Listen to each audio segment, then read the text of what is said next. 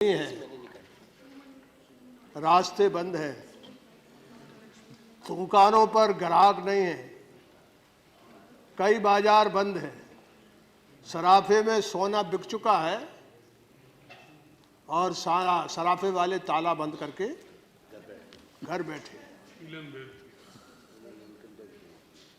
मैं मानता हूं कि सरकार ने ऐसा काम किया कि जैसे कोई राजधानी ट्रेन से चलती ट्रेन से कूद पड़े, ऐसा आपने काम किया है।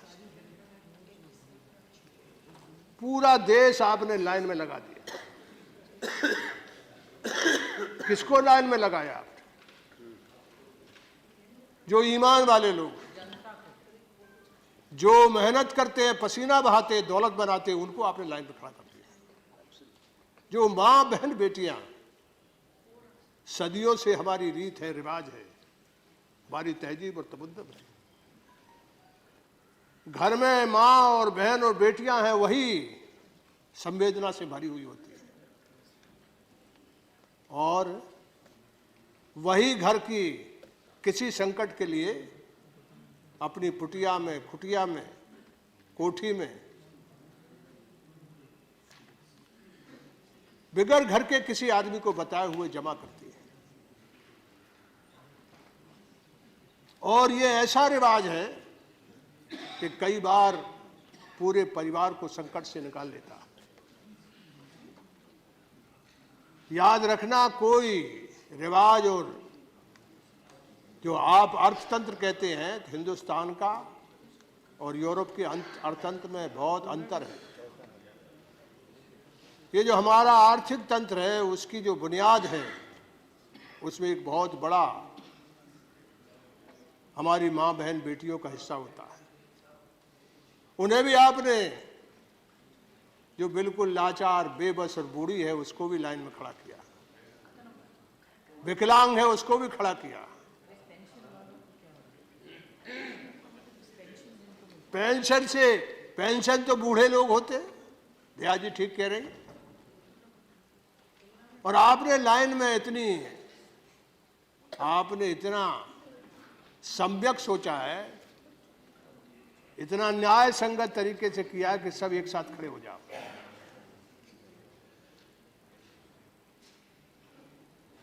आप जो है वो आज ही 60,000 करोड़ रुपया, ये जो एनपीए वाले लोग हैं, उसमें 1200 करोड़ रुपया तो अकेले बलैया का आज डिस्कशन भी चल रहा है। देखिए क्या है हमारा देश, और बाहर की या भीतर की जो हमारी ये जो हमारा अर्थतंत्र है, आर्थिक जगत है, उसकी विडंबना देखिए। 8 से लेकर 9 लाख करोड़ रुपया एनपीए है, नॉन परफॉर्मिंग एसेट। आपने 60,000 आज ही क्या यानी विडंबना है कि एक तरफ पूरा देश और गरीब और किसान और मजदूर लाइन में लगा है, और आपने 60,000 करोड़ रुपया है टोटल, और 1200 अकेले। पूरी पक्की मुझे जानकारी नहीं, लेकिन मैं जब मैं घर गया था तो मुझे घर बताया। ठीक बात। आपने पूरा का पूरा भारत जो है वो कई दिन के लिए बंद कर दिया। क्या क्या हालत है। ये रामगोपाल जी जो व्यथा बता रहे थे, बोल रहे थे, ऐसी हालत है कि भारतीय जनता पार्टी, बीजेपी के मित्रों, जरा गांव चले जाओ, वैसे ही चले जाओ, अपने कस्बे में चले जाओ, जरा देख के आओ। नहीं, मार नहीं खाएंगे। यदि ये देश मारने वाला होता तो ये काम नहीं होता, तब तो अभी तक हो गया होता। और ये भी जान लेना कि ये लाइन में लगे हुए लोग क्यों नहीं बगावत कर रहे, इसलिए कि उनके पास जीवन भर की पूंजी है। यदि वो पैसा नहीं होता, वो पूंजी नहीं होती, तो मैं आपसे कहना चाहता हूं कि आप संभाले नहीं संभलता देश। जब उनके पास जिंदगी भर की पूंजी है तो लाइन के बाहर निकलते हैं, यदि कोई गड़बड़ होती है तो पूरा का पूरा उनकी जीवन भर का पूरा संपत्ति गड़बड़ा जाएगा। 25,000 जो ट्रक है, नहीं 25 लाख ट्रक जो हैं वो खड़ा है। और जब ट्रक चलता है तो ड्राइवर को ढाबे पे खाना खाना पड़ता है। पुलिस वाला है ये देश जो है। हम भ्रष्टाचार की बात करते हैं, यानी ढाबे से लेकर के पुलिस से लेकर के तमाम तरह की उसको फुटकर पैसा चाहिए, फुटकर पैसा चाहिए। अरे शरद जी, फुटकर पैसा चाहिए, चिल्लर सबके पास चाहिए। तो ट्रक बंद है, सब्जी मंडी सूनी है, सब्जी खेत में, आलू का भी इन्होंने बताया, खेत में जितनी देश की पूरी तरह की सब्जी है, टमाटर से लेकर के आलू से आपके मूली से लेकर के जो भाजियां हैं, वो सब की सब या तो खेत में सड़ रही है या मंडी में सड़ रही है। ये सराफा आप चांदनी चौक चले जाइए, चांदनी चौक जिन्होंने आपने बिठाला, इस पार्टी को बनाने में भी किसी का सबसे पहले हाथ था तो वो दिल्ली के लोगों का था।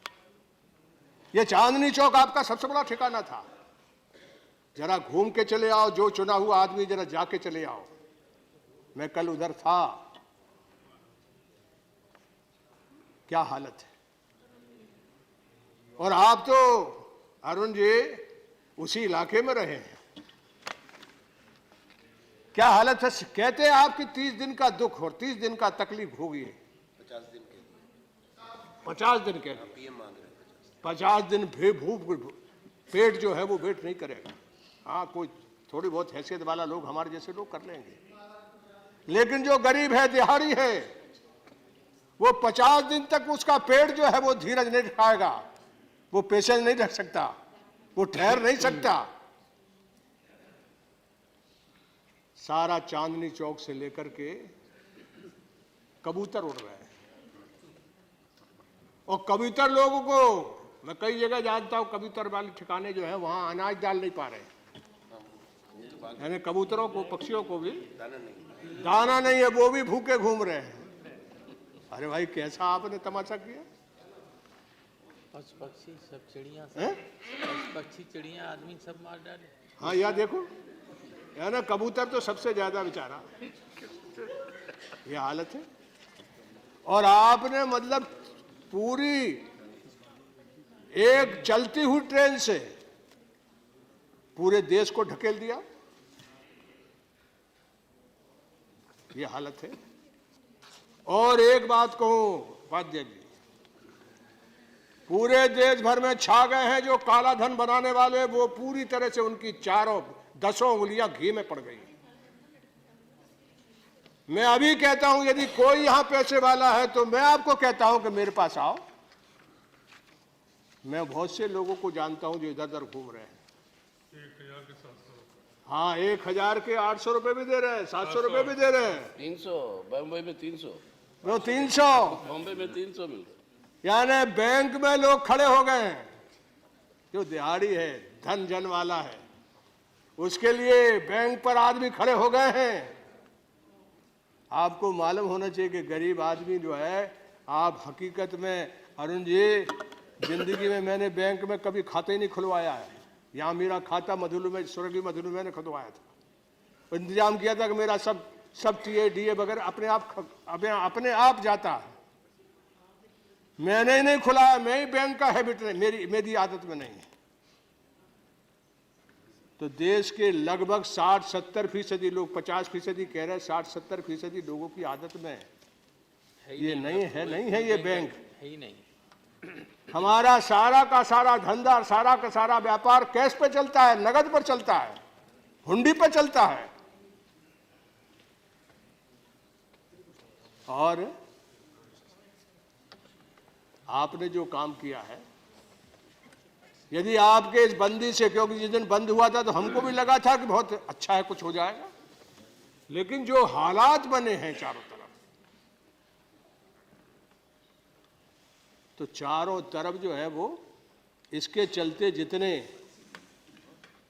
कई तरह के दलाल, उनका रोजगार इतना बढ़ गया है कि वो बैंक के गांव के इलाके में कहां बैंक है, दूर दराज, एटीएम जो है वो नाम ही नहीं जानते। अब छोटे छोटे लोग हैं, आप कहते हैं ये 500 और 1000 का नोट काले धन को बताता है। भाई आप खुद कह रहे 85% जो करेंसी है उसका जो लेन देन है वो 85% 500 और 1000 के नोट में है। इसका क्या मतलब है? मैं मानता हूं कि 85% लोग इन दोनों नोटों का व्यापार इस्तेमाल कर रहे थे, इसका इस्तेमाल हो रहा था, और आपने चारों तरफ जो है वो ऐसा धंधा खोल दिया है कि काला धन नहीं, इससे ज्यादा काला धन पैदा कर लेंगे लोग। और वो जो सच्ची और ठीक कमाई है, मेहनत की कमाई है, उस मेहनत की कमाई से ये काला धन जनरेट होगा। तो ये बैंक वाले यहां दिल्ली में, यहीं आपके इलाके में जो बैंक है उसकी कुवत और ताकत नहीं है कि जो आपने फैसला किया उसको वो उसका जवाब दे सके। तो हालत तो ऐसे है कि पूरे देश में आज सारा देश लाइन में है, और वो लोग लाइन में हैं जो ईमान से पैसा कमाए। आज ईमान को आपने लाइन में खड़ा कर दिया, बेईमान चैन से हैं। प्रधानमंत्री जी कह रहे हैं कि वो नींद की गोली खा रहे हैं, मैं कहता हूं कि कई दिन से लोग लाइन में खड़े होकर के भूखे और प्यासे खड़े हैं।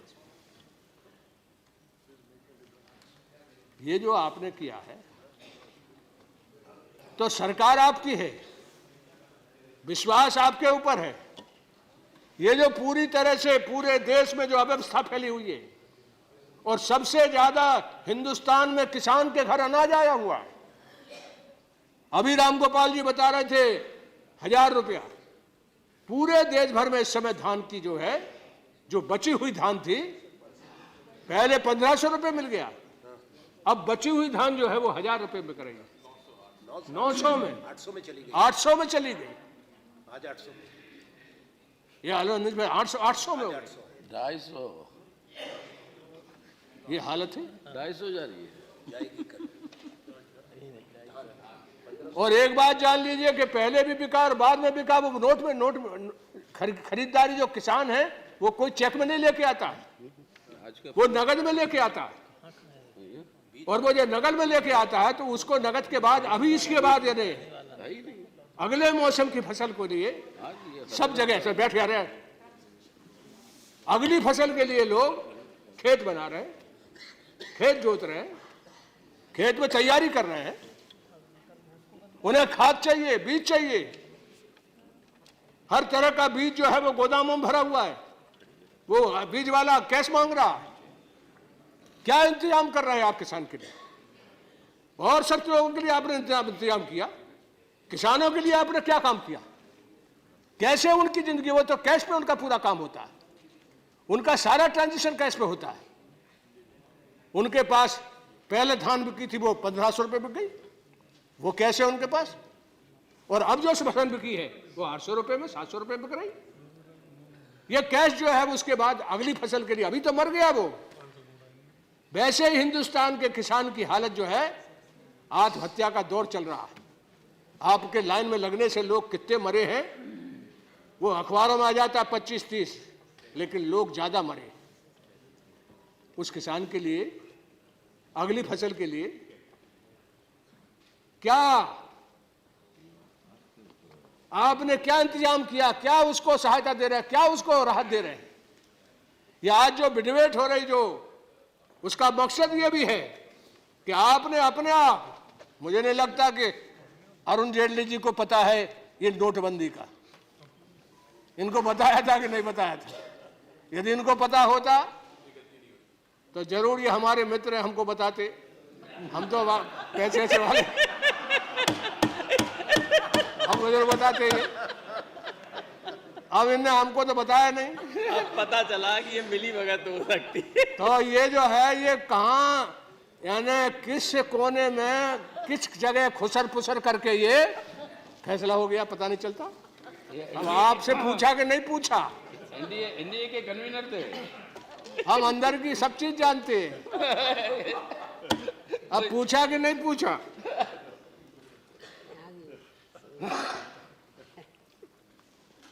और आपने बहुत से उपाय एक के बाद एक, कभी 2000 का 2400 कर रहे, कहीं 2024 को बढ़ा रहे, 2000 को 20,000 को बढ़ा रहे हैं। ये सब काला आपने पूरा चुनाव कर दिया है। अरे आपने तो यानी आदमी दिक्कत और तकलीफ में खड़ा हुआ, अब उसके हाथ भी आप रंग रहे हो। अरे क्या बिगड़ रहा है जी, दूसरी बार भी ले जाए, वो तो क्या ले जाएगा? भलैया 1200 करोड़ रुपए आपने दे दिया, अभी आज ही 1200 करोड़ ले गया और भाग भी गया वो। और 4000 वाले आदमी को स्याही अंगुली अरे आप स्याही लगा रहे हो या ना चूना लगा रहे हो?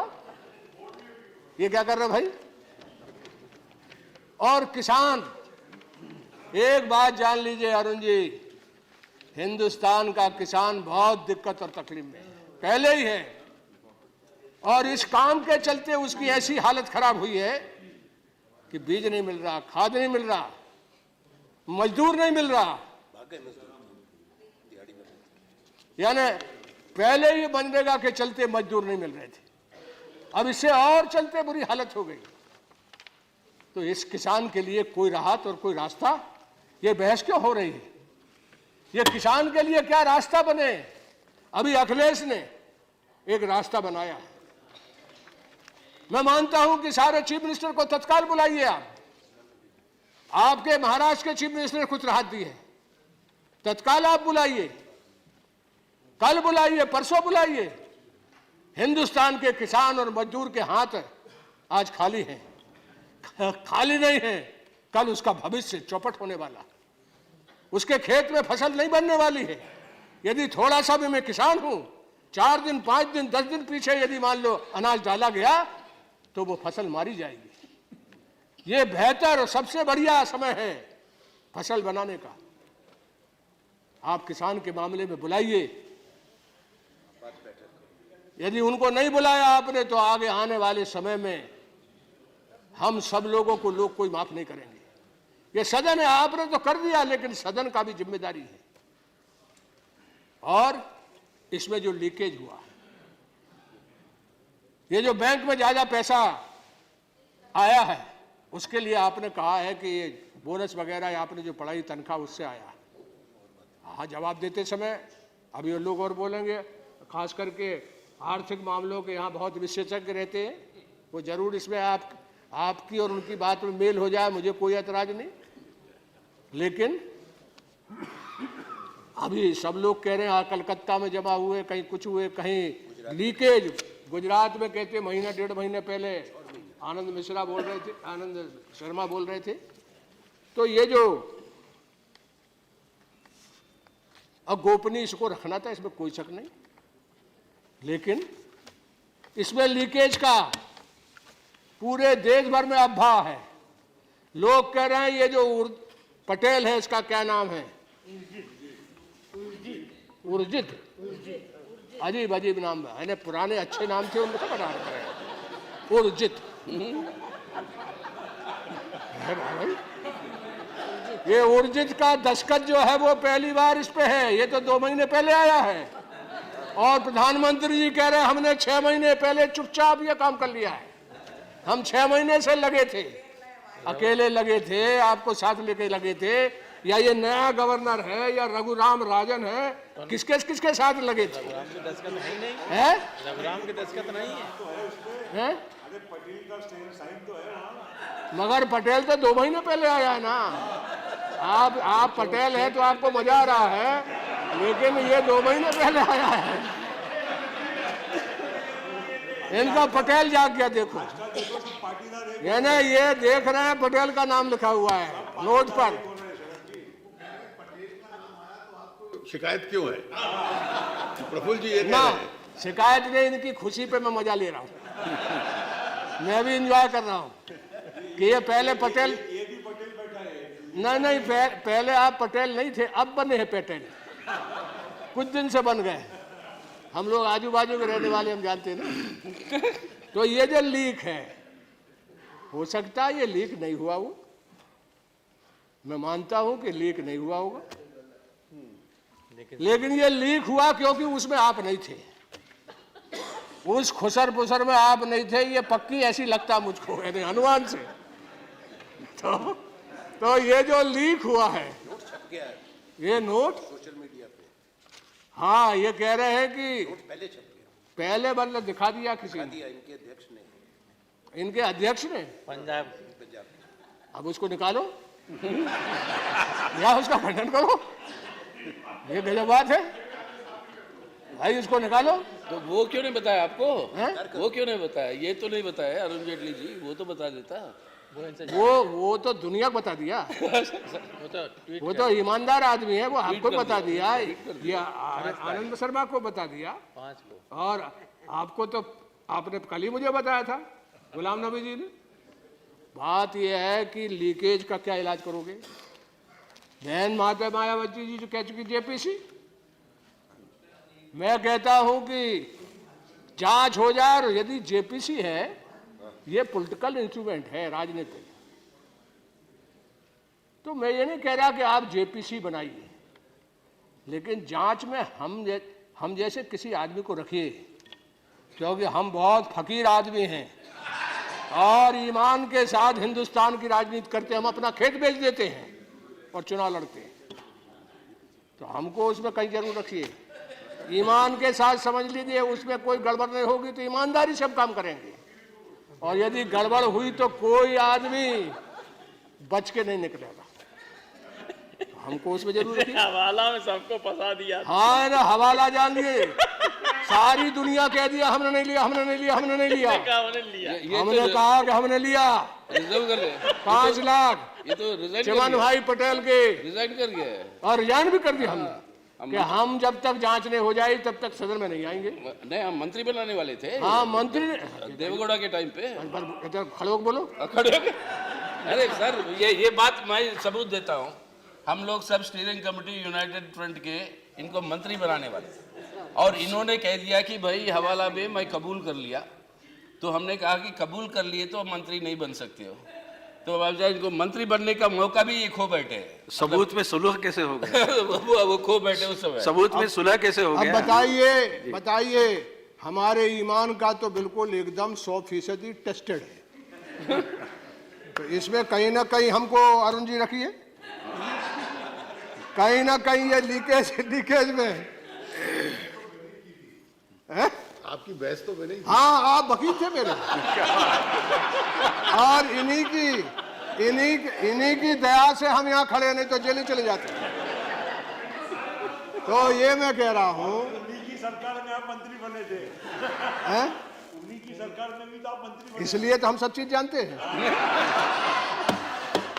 इसलिए जानते हैं भाई, हमारा ऐसा रिकॉर्ड है कि हम सबके साथ रहे, एनडीए में भी रहे और यूनाइटेड फ्रंट में भी है, सीताराम येचुरी के साथ रहे। इसलिए हम दो बार आपके कहने से भारत बंद करा दिए थे, हमारी यादी दोस्ती यारी के चलते। इस बार आपने खुद ही भारत बंद करा दिया, वो भारत बंद करके पूरा भारत लाइन में खड़ा कर दिया। शरद जी कितना समय लेंगे? अभी लेंगे। ठीक भाई, जो समय मेरा कहने का काम, आपको खुद मजा आ रहा, लेकिन इन्हें खुद मजा आ रहा, वो जानते हैं बहुत दिक्कत में है ये जिन जगह से आए हुए आगे लोग बहुत दिक्कत में है कि नहीं है? नहीं, आज शादी में जाना है, उनको शादी में और 1.5 करोड़ शादी है जाना। अरुण जी, 1.5 करोड़ बेटी की शादी है। हमें जाना है शादी। अरे बैठिए, अरे में फैजाबाद जाना शादी में अभी- जाना। अभी निकलना है मुझे, आजा अब निकल लीजिए। लेकिन बहुत बढ़िया बोल चुके हैं आप, बहुत बढ़िया। अब कंक्लूड करो जल्दी। हाँ नहीं ठीक है, तो 1.5 करोड़ शादियां हैं, 1.5 करोड़। और उसी शादी में रामगोपाल जा रहे हैं। बेंगलोर वाली नहीं जा रही। बेंगलुरु वाले में 500 करोड़। और बेंगलोर वाली तो क्या कहने हैं, जितने पुराने हिंदुस्तान के मॉन्यूमेंट हैं, गजब का आदमी है। ऐसा चमाचम, ऐसा जलवादार, और पूरा टीवी बाग बाग है। ये जो डब्बा जो है ना, ये ऐसा दिखा रहा है कि दूसरा शादी करने वाला जो है वो यानी शर्मा नहीं रहा, उसके घर में जो रुपया थे वो ही काम नहीं आ रहे हैं। मैं इसलिए कह रहा हूं कि उसका ये जलवा है कि पूरा डब्बा उसको दिखा रहा है, और दूसरी तरफ जो है वो गरीब गुरबा 1.5 करोड़ शादियां हैं। अरुण जी, 1.5 करोड़ मामूली बात नहीं है। ये जो शादियां हैं इनके लिए कुछ राहत करो। लोग जो हैं वो, प्रधानमंत्री जी बोल रहे थे, हम हैं शादी वाली महिला, माँ बहन बेटियां दिक्कत ना हो, हम किसी तरह का कोई भी हाथ नहीं डालेंगे। ये आपने वचन दिया है। आपके अभी जो रैली हुई गाजीपुर में, शादी वालों जिनके यहाँ शादी, और ये जो पस्तरा निकालता है, लोग उसको ढूंढ रहे हैं किसने कैसा पत्र निकाला कि हमको मतलब है ना दुर्गति पहुंचा दिया। ये पत्रा वाले पंडित जी को लोग ढूंढ रहे हैं, उसको मारने तैयार है। कहने तूने कैसा वक्त बताया कि हमारी ये बुरी हालत हो गई। इसलिए मेरा आपसे निवेदन है कि इसकी जरूर, क्योंकि देश की जनता बहुत गंभीर नहीं, तबाह है, तंग है, यानी लाइन में खड़ी है, बगावत हो जाए वहां, इसलिए कि उनके पास पैसा है। मैंने पूछा, मैं तो पूरे देश भर में घूमते रहता हूं, मैंने भाई चुपचाप ये लाइन में कैसे खड़े? बोले साहब करें क्या, पैसा पास में है, यदि दंगा हो गया तो पैसे चला जाएगा। जेब कतरे पूरे देश भर में फैल गए हैं। यानी हिंदुस्तान में इतना जेब कतरी हो रही है कि आप अंदाज नहीं कर सकते। लाइन में खड़े हो रहे हैं, यहां खड़े हो रहे हैं, वहां खड़े हो रहे हैं, यहां मारा वहां मारा। आपने काला धन कितना बनेगा, क्या बनेगा, ये बताएंगे। और ये जरूर है कि एनपीए के चलते इनका बैंक डूब रहा था, बैंक डूबने वाला था। आपके इस काम से हो सकता है, अरुण जी बताएंगे कि बैंक की हालत क्या है, फाइनेंशियल इंस्टीट्यूशन जो है वो उनकी क्या हालत है, इससे कुछ राहत उसको मिली कि नहीं मिली। मैं इतना ही निवेदन करना चाहता हूं कि शादी वाले, किसान और जो गरीब है, जो दिहाड़ी मजदूर है, बैंक में आप देखिए, वहां लगाइए, सारे बैंक वालों को कहिए कि वहां दलाल खड़े हो गए। बैंक में लोगों का खाता नहीं है। आपको उपाध्यक्ष जी, जो जनधन है उसके लिए एक्सप्रेस में बहुत पहले छप चुका है, वो झूठा है।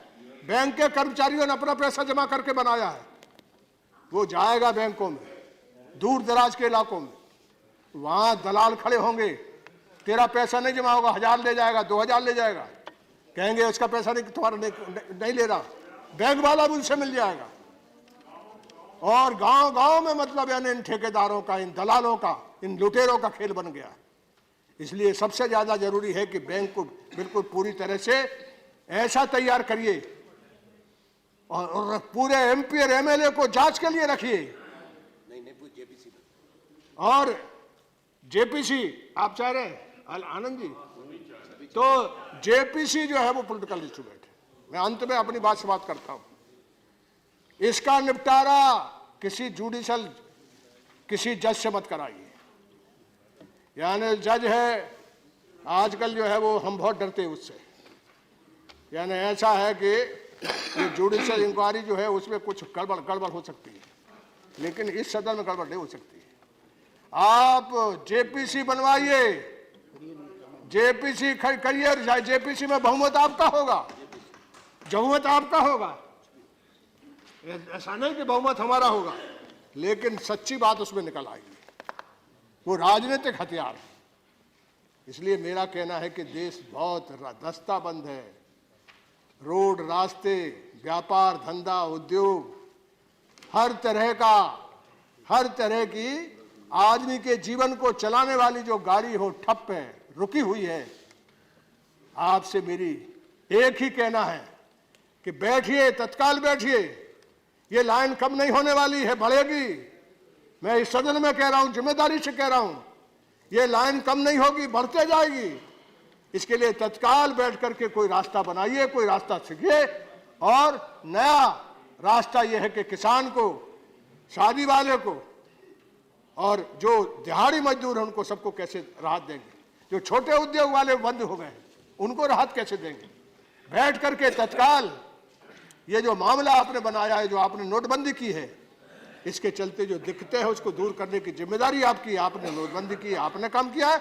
और नोटबंदी के चलते जो गड़बड़ है, जो तंग और तबाह है लोग, बर्बाद हैं लोग हतबास हैं, उन बदहास लोगों को राहत देने का काम करिए। इन्हीं बातों के साथ मैं अपनी बात को समाप्त करता हूं। बहुत बहुत शुक्रिया, बहुत बहुत।